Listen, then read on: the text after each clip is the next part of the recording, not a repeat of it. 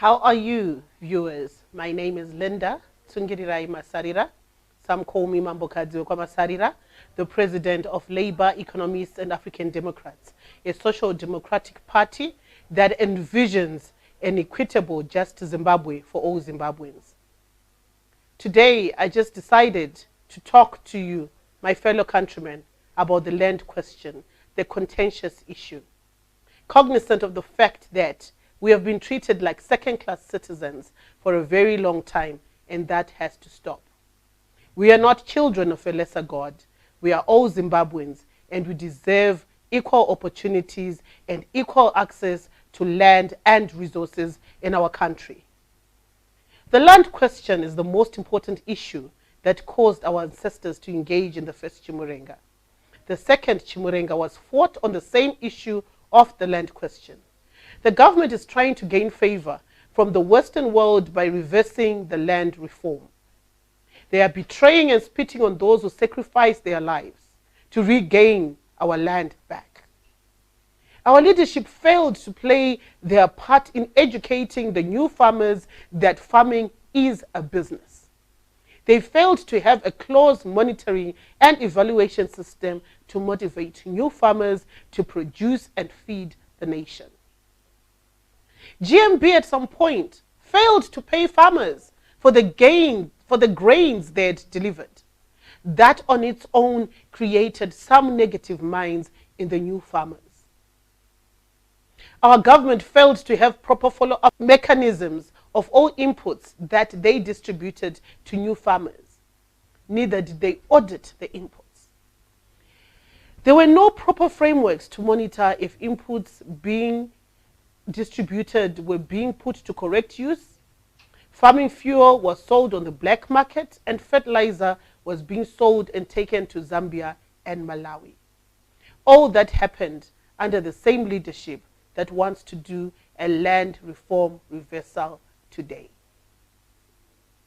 The proposed land reform reversal by government is a reversal of the gains of the independence struggle.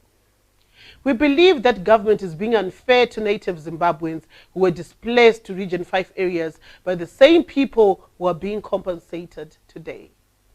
Our grandmothers and grandfathers and relatives were removed from arable land to hot, unproductive land, yet our own government has never even discussed on how they were going to be compensated. The discussion and the dialogue we're supposed to be having right now is how is Britain going to reparate native Zimbabweans who are in unproductive land, who have been subjected to perennial poverty because they took our productive land, which we are now unfortunately compensating to the former white farmers. I beg you all to revisit the main objectives of the second Chimurenga and the main sticking points agreed upon at the Lancaster House Conference. Our land, our heritage is not a joke, even if we are underutilizing it. What we need to do is to come up with strategies on fully utilizing our land and to ensure that we turn Zimbabwe into the breadbasket of Africa by making sure that all the young unemployed people get opportunities to run agribusinesses, because Zimbabwe's wealth is in the land. Issues of this nature take time,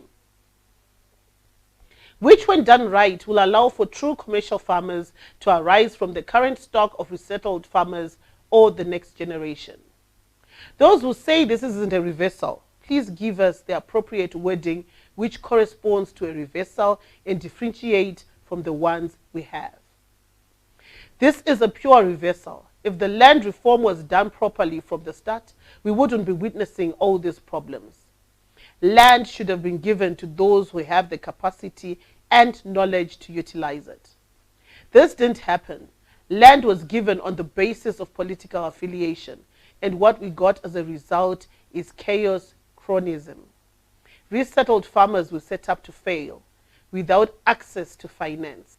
I beg you all to revisit the main objectives of the second Chimurenga and the main sticking points agreed upon at the Lancaster House Conference. Our land, our heritage is not a joke, even if we are underutilizing it.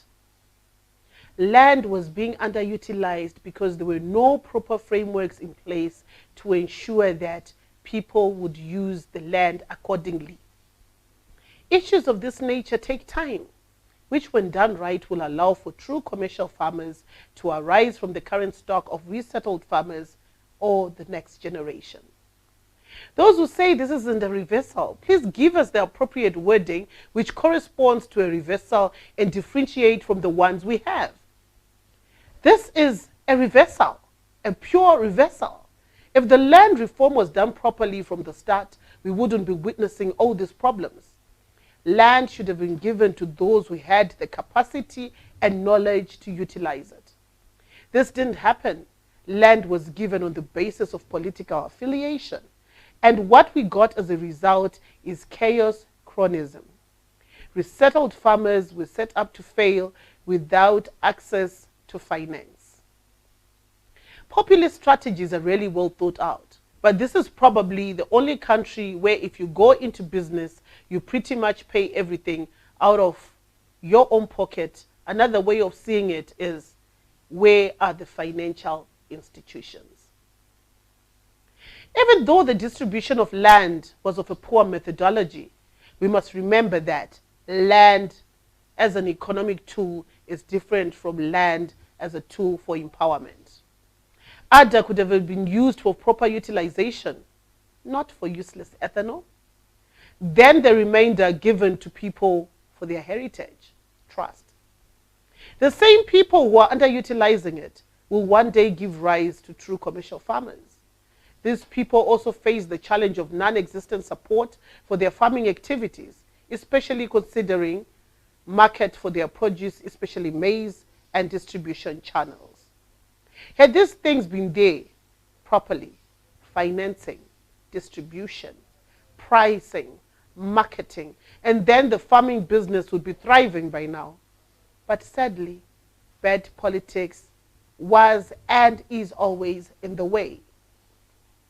Command agriculture would delay releasing outputs, then many farmers would drop out from the farming season, but you would still find 3 billion being claimed to have been dispersed towards the Command Agriculture project. This is subterfuge to the second Chimurenga, Josiah Magama, Tongogara, Joshua Nkomo, Herbert Chitepo, and all the fallen heroes. Land was supposed to be returned to landowners in 1980. People took it by force in 2000, even though they were not the rightful owners, as in the originally displaced people from that land that they forcibly took in 2000. It didn't really matter, as it was a chance and we could have rectified it. This move now negates any attempt to redistribute the land equitably to the children of Zimbabwe. It creates a web of legalities that makes it difficult to reverse. These white farmers will own rights to the land, while most of us are limited to salary jobs, which will never create any wealth for us, the native Zimbabweans. They are Zimbabwean by virtue of a legal system they brought with them within borders they created to confine us and govern us. What of our ancestors? What about our tribal trust lands? They came with their own system of governance. What would their system of governance say is the lawful thing to do? Before colonization, we had our own legal system. What does it say with regards to land ownership and the white settlers? It is unfortunate that after 1980, the new government led by ZANU-PF just adopted the Smith regime, and no one ever took time to ensure that the governance system is amended to suit what they fought for in the liberation struggle. That is why to date we are still being affected by an oppressive and repressive system. We have bylaws at council that are repressive to black people because no one ever made an effort to rectify the anomalies in the system. And that is what we endeavor to do as LEAD, to ensure that we have a system overhaul and we are working on a new governance system that works and that will promote black Zimbabweans, native Zimbabweans, to be able to create wealth for themselves and future generations to come. Large pieces of underutilized land could have been identified and allocated to capable and willing indigenous citizens without disturbing those who were already economic players. As Labour economists and African Democrats, we do hereby question the Minister of Agriculture. What is the justification of giving back land to white farmers? Yet in Zimbabwe, when we have learned colleagues in the agricultural sector, why not give our own black people with an agricultural background a chance to utilize those farms? Land belongs to the people, so why should we sell it to them if they already own it? Make laws that push for productivity. Create an environment that encourages production, not a system where people get paid for their maize a year later. We are not children of a lesser God. We are all Zimbabweans, and Zimbabwe belongs to every Zimbabwean. The redistribution of land was not meant to destroy, but our government destroyed through poor policies and a lack of support structures. Had there been proper support, including extension workers were well equipped, then Zimbabwe's agriculture sector would not have suffered for only a few seasons. Talking of grid network of water supply to all farmland and improved dam networks for water management, then we would have had more than 80% of arable land in Zimbabwe under irrigation by now, and not discussing drought years and poor harvest.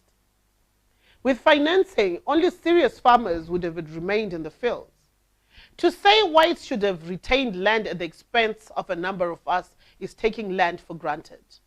If you own a property, definitely someone else cannot be justified to take it from you because they can run it better than you. Land belonged to us blacks, and it still does. Simple as that. We want better livelihoods. That's a fact. And the two must not be confused. Wanting a better life should not strip me of my heritage and my land. As LEAD, we are very worried as to why the government is rushing to return land to the former white farmers before they publish the land auditor's report. Why are they running away from solving the multiple farm ownership? We demand the right to know who is being compensated, how much is being compensated, and what is going to happen to the title deeds that the former white farmers had before the land reform program happened. Zimbabwe is not the first country to embark on this land reform process. Brazil did it, Cuba did it, and Venezuela did it. The whole of Africa has been praising Zimbabwe for successfully taking land back to native Zimbabweans. What will be our position in Africa now when we are reversing a program that had benefited Zimbabweans?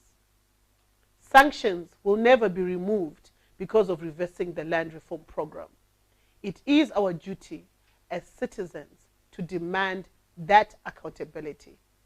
Only a fool can condemn themselves to infinity, and so we must acknowledge failure and thrive to improve.